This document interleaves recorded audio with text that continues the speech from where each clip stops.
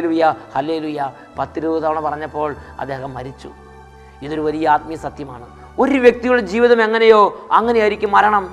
യോഹന്നാന്റെ സുവിശേഷം 14-ാം അധ്യായം 3-ാം വാക്യത്തിൽ പറഞ്ഞു, ഞാൻ പോയി നിങ്ങൾക്ക് സ്ഥലം ഒരുക്കി കഴിയുമ്പോൾ ഞാൻ ആയിരിക്കുന്നിടത്ത് നിങ്ങളും ആയിരിക്കേണ്ടതിന് ഞാൻ വീണ്ടും വന്ന് നിങ്ങളെയും കൂട്ടിക്കൊണ്ടു പോകും.